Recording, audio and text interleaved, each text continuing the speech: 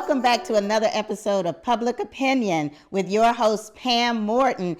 I cannot believe I am at the last episode of season 11. Can you believe that? The last episode of season 11. We have had vision boards. We had an episode, actually a two-part episode about strong Black women. The first episode was about, are they assertive or aggressive? And then we had part two that discussed, can they be vulnerable? We also had a show about exercise and what was the best strategies to lose weight. And we also had an episode about the best ways to take care of elderly parents. So we are in April, and April is Minority Health Awareness Month. And I really wanted to end this season talking about that. And so I have a very, very special guest that's going to come on, and we're going to have a wonderful discussion about that. And I cannot wait for that discussion. So let's go ahead and meet my guest for this week. I have Dr. Gregory Hall. Dr. Hall is CEO of VitaCode LLC. He is the founder and board chairman of the National Institute for African American Health. He is also board president of the Cuyahoga County Board of Health and clinical associate professor of medicine at Case Western Reserve University, as well as associate professor of integrative medical sciences at Northeast Ohio Medical University and the host of Better Black Health podcast. So let's welcome our guest. Well, welcome, Dr. Hall. Thank you so very much for agreeing to be on the show this week. I really, really appreciate that. And I just want to tell you that I was so impressed when I watched your presentation that you gave for Cuyahoga County Division of Senior and Adult Services. And I said, okay, I have to have you on the show because April is Minority Health Awareness Month. And because of that, I said we have to have you on here to talk about this, talk about the disparities and everything that has to do with minority health. And so it wouldn't be the public opinion show if I didn't have a public opinion question of the week. And the public opinion question of the week is, what is the best way to improve the health of racial and ethnic minority communities and reduce health disparities? And so rather than have you just go right into answering it, I do want you to answer it, but I want you to kind of lay out a historical reason or what has led us up to the fact that we have these disparities. And so I want you to talk about that, and I want you to talk about some of the healthcare issues that are not so much unique to the African American community, but are prevalent in our communities and what can be done to address those and to address just our overall health. So you can go ahead. Wow, there's a lot. I know, it is a lot. Thanks so much for having me on. Absolutely. Well, you know, there's no simple answer, right? I mean, and some of it comes from what we know about our history, and some of it is what we don't know about our history. And so I actually go back, the 1607 is when the Europeans first landed on North America. And 12 years later, in 1619, African slaves were brought to America. So we've been here the entire time. And so when I was little, people they talked about going back to Africa. We have no reason to go back to Africa anymore than the European Americans. We've been here just as long. Just as long, 400 years later. And so, but in a different state, brought as slaves, brought to build America. And so we talk about building the White House, but our station in life has always been disadvantaged, right? And it's been that way throughout. Our healthcare always came last. Our access to food was always the poorest.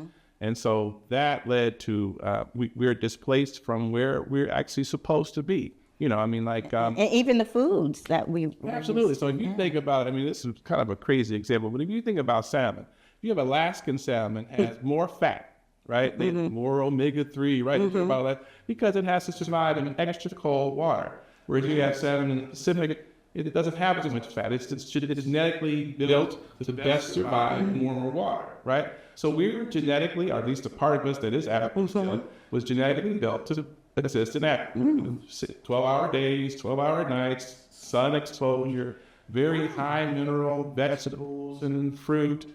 The soil is very rich, right? And so when you think about when you buy a tomato at the grocery store versus a tomato that you grow, it's like night and day. And that's because it's got minerals. It's coming from very rich soil, right? The same thing was true in Africa, very rich soil. So the water, when it rains, it runs through the soil, goes into the lakes, right? So the water has more minerals in it. Right. And so we are meant to have that environment and to get those minerals. And when you displace them here, we have processed foods, we have processed vegetables, we have, processed seeds, all those things, and we're not getting those vitamins and minerals that we're getting. So it means that we're just not where we're supposed to be, and therefore our health outcomes become worse. Right? There are things that are related to our diet, but there's also things of genetics. So in my family, there's a gene that causes premature kidney failure. And so I had 2 uncles die in their 30s. I had a brother died in his 40s from kidney failure. And that's a gene that comes from Africa. And if you have that, you get protection from African sleeping sickness. Right? And so it's a genetic, but there's no African sleeping sickness in North America. So now my family's at a disadvantage because of that gene, but in Africa, you'd be at an advantage. And so there's societal things, and there's racism, right? Oppression that causes you to live less long. And so they've had rats where they agitate rats, and then they don't agitate the other ones, and the consistently agitated rats die sooner than the ones that aren't agitated. So as we live our lives, sort of being second-class citizens or in certain environments, that's bad for our health. That drives up our blood pressure. That causes us to release cortisol. That gives us more diabetes. And so that makes us bigger. That's how the obesity kind of comes from. And so there's a whole lot of reasons why, but if we can't correct, we can't correct you can't go back in time if you don't understand it, right? And if you once you know, well, this, and I'm not saying we should go back to Africa. I'm not saying that. I'm just saying if we know, then we know we have more nutritious food. We need to take supplements. We need to do all these things in order to compensate for where we are. But it's we've come from a hard time. I mean, and then the things that trust is a huge issue. Patients, mine don't trust me, even though I'm a Black doctor, right? They don't trust the hospital. They don't trust what I learned in medical school. Exactly. That happened with my father. My father died of pancreatic cancer.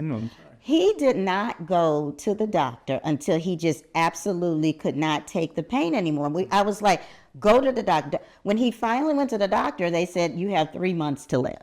And so I don't know what his whole reasoning was, but he did not like doctors. No, well, but he just didn't trust them, he said. The reason was we have 400 history of episodes why, right? Going back, oh my goodness, if you think about during the slave days, the father of gynecology, he practiced his surgical techniques on Black slaves. And he was the consummate researcher. So he documented on who he did it on, what the surgery had did, statues built for, And so, but that that's not. And the Tuskegee, those experiments, that was funny, right? And then people were grave robbers. They would ask the medical students to rob graves in order to get cadavers to learn anatomy in medical school. And so we're best to get a cadaver than a Black grave. No one's going to arrest you for that in those days, right? And so, again, imagine your mother or father or sister, brother, wife, husband dies. You go to the cemetery a week later, and the grave that someone dug them up, and you know who dug them up. It's the medical school down there because that's what they do. And so that whole history makes a total disdain. And when I didn't know about any of this when I was coming up, right? So I thought doctors were great. Oh my God, doctors were like priests, right? And look at that now, right? But doctors were to be revered. Right. But there's a whole section of people at my mother's side of the family. I told my grandmother I was going to be a doctor, and she said, Really? Yes.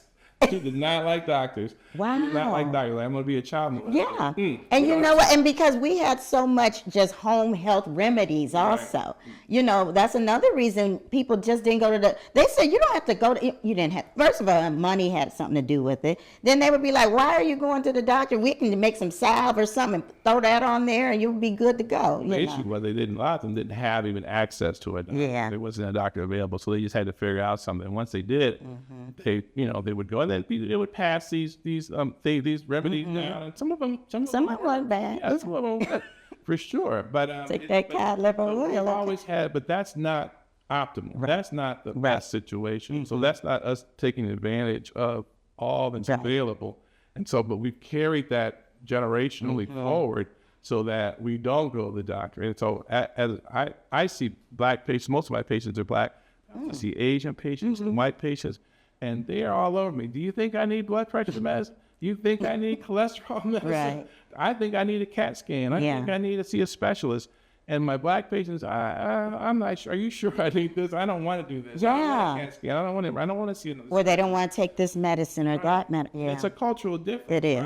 Right? Yeah. But it puts us at a disadvantage when it comes to life expectancy, when it comes to like multi-generational life. I mean, I was sharing with someone, my friend came from college, a white friend came to see the eclipse. And so he and his wife came, and, you know, I'm 62, and so he's the same age, 62. And so we're talking, his mother and father are alive. His father's 97, his mother's 92. White, right?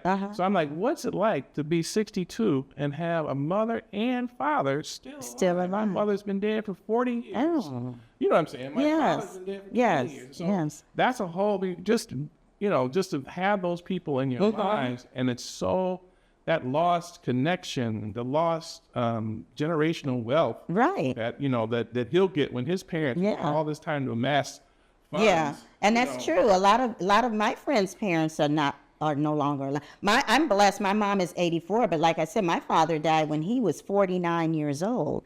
And so you want to talk about a little bit about life expectancy and mortality rates. Right. Well, so our average, as African Americans, the average age is life expectancy is 74, right? For African American male, like myself, is 72. A woman is 76, right? And then whites actually live on average to 78, and then Hispanic Latinos 82, and Asian Americans live to 87, which is amazing. That average life expectancy is 87. You know, so you end up with an average of 87. You got some people 95. Yeah. You know, you got people under. Yeah. So we're averaging way lower than we need to be. And some of that is diet, nutrition. Yes. Some of it's genetics. Some of it's, you know, because they're displaced as well. You know, Asian Americans aren't. Yes. They're supposed to be, right? Yeah. They're thriving here. Yeah. And I watched a Netflix special about that with Asian Americans and their how they're living longer, and they were just talking about culturally they move more. You know, they have more. You know, they get up, they plant little gardens, and their diet is it's walking. Yeah. I'm certainly in my neighborhood where I live, people walk. Yes. I see what I'm saying. People go by 3. And I noticed that with a lot of the Indian people in my neighborhood. And so that has a lot to do with a lot of it too. Absolutely. Walking. They want you should get 5,000 steps a day, some kind of way. You have to get up and get in the car and go somewhere and walk. Right. Or walk around the house. You should be going down the stairs. I mean, exercise is critical. And when you have arthritis, it's even more important. When you have hypertension or diabetes, it's even more important. But those are things, like you said, those are things that we need to be educating our community about and the importance of that. Now, let's talk also about some of the particular healthcare problems that are kind of unique or within our community. Well, the number one cause of death is cardiovascular disease, which is heart attack and stroke. And so that's overall all ages combined. But one of the things I mentioned earlier was that, life expectancy for age 1 to age 44 for African American males, homicide is the number one cause of death. Being murdered is the number one cause of death from age 1 to age 44. Right. So that's crazy. Who knows it? Wow. I didn't know that until I just found that out maybe 2 years I didn't know that until I was driving down the street and there was a billboard that I saw. Right. And I said, homicide is the number one cause of death? Cause of death. That's crazy. And so, but again, if you look at Asian American, Hispanic Latinos, whites, that's not the number one cause of death. That's something. So aside, but aside from homicide, that's a whole other conversation. Yeah, that's another right. Having high blood pressure, and from high blood pressure comes stroke, heart failure, heart attack. All that's your number one thing. And so we've got teenagers now that have high blood pressures. And then is that okay? I know culturally and genetically, but what is the genetic connection with high blood pressure? Well, the genetic connection is our salt sensitivity. So again, let's go back to Africa. So in Africa, very arid, the desert, right? So when you would get salt, you would get fluid, you would retain that because salt makes you retain fluid. And so you don't know where you're going to see an oasis or, water again. So or any kind of animal there should be made to retain water, right? And the only way to retain water is through salt. So when you eat something that has salt in it, you're going to retain the salt, you retain the water, right? And so now we're displaced to a place where there's not the desert. We got all kinds of water. We have all kinds of salt. And so we tend to retain the water. We eat more salt. That drives up our blood pressure. It turns out in the early 70s, they said salt is bad. My mother said no. She took the salt off the table. She backed off on the salt. She put on stuff. And our taste buds adjusted so that we didn't, it wasn't like it was bland. Your taste buds adjust. Exactly. And so putting a lot of salt on things is not good for you. It causes you to retain fluid and it causes you to increase your blood pressure. And the first thing when I tell someone you got high blood pressure, hypertension, the first thing they say, well, what can I do naturally? Why do I have to take medicine? What can I do naturally? Well, decrease your amount of salt. Start walking. Get that water. Vitamin D replaced. Vitamin D deficiency is associated with diabetes, hypertension, immune system problems. So, there are things that you can do to ward off hypertension, but do those, right? Don't do anything and then complain about having hypertension. Right. So, so decreasing your salt, even by half. So not eliminating the salt, but just if you cut it in half, or if you have the salt shaker on the table, if you take it off the table, which it shouldn't be on the table ananyway, and let people cook the food and then eat the food. And just eat it. And then it's the same with diabetes as well? Or what do we have to say about that? Diabetes, now we were talking about the cortisol earlier, oppression and stress. That causes, cortisol causes us to increase our sugars, right? See, I never knew that. Yeah, and so that's a lot of that increased diabetes. That's what the increased obesity is we see. A lot of it is related to stress. A lot of it is related to stress. Wow. So when you see, like in the old days, you saw someone fat, they say, well, they have an eating problem.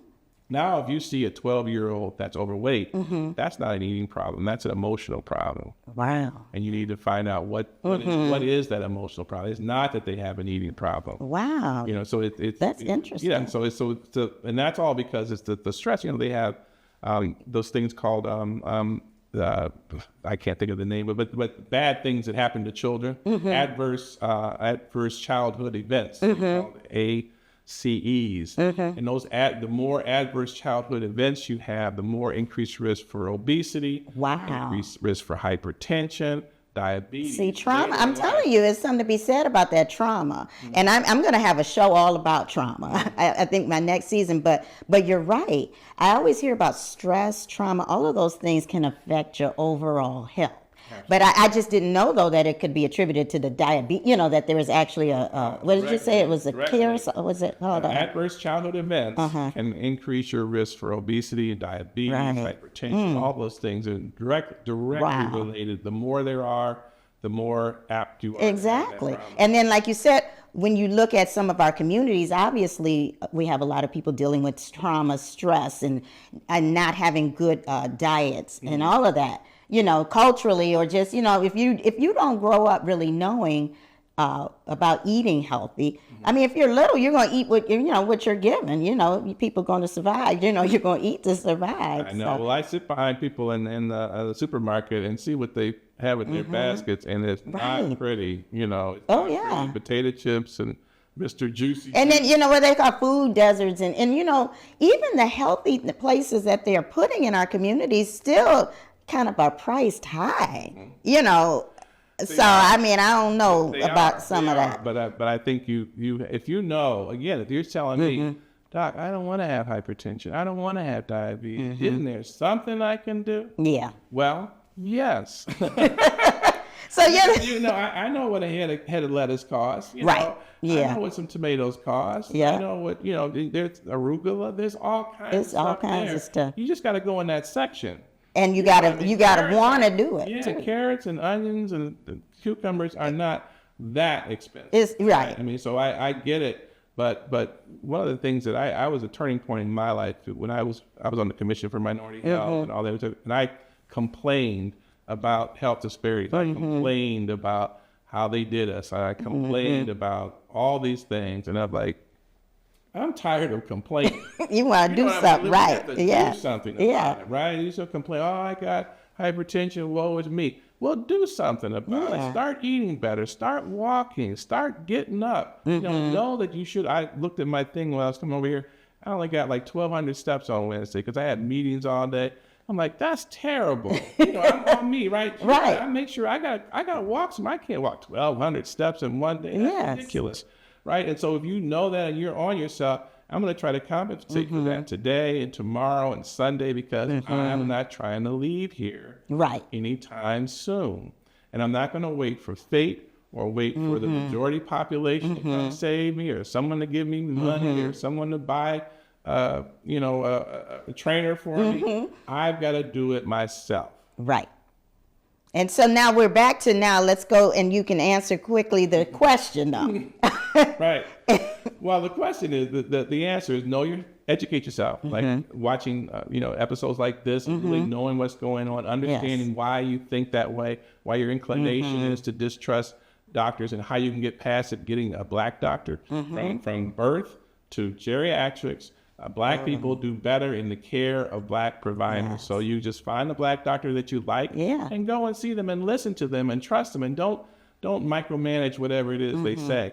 If you have hypertension, it is not inconvenient to put 2 little pills or 1 little pill in your mouth and swallow it. That's not something to be avoided. That's something to be embraced. Thank God someone invented something, these little things that I can swallow in 3 seconds that will lower my blood pressure, lower my risk for heart failure, lower my risk for stroke. Thank God that's that. That's not inconvenient. It's not, right? Dialysis is inconvenient. Right. Walking around with a limp, drooling out the side of your mouth. Okay. That's inconvenient. But taking these little pills is not doing what your doctor said. Yes. You try to do it because you don't. You have an electrical problem at your house, and the electrician comes say, well, you need this, and that. You don't think, well, let me go online. You have an electrician you trust. Follow their advice. Exactly. Do the second thing with a doctor. Find a doctor you trust. And then just follow your advice. All the follow-up energy that you put into figuring out why to not do that is killing us. Yeah. That's one thing I do believe is that people will find a way to do whatever it is that they want to do, whatever is important to them. And sometimes if people don't understand what should be important to them, then they don't do it. But like you said, we have to have increased awareness.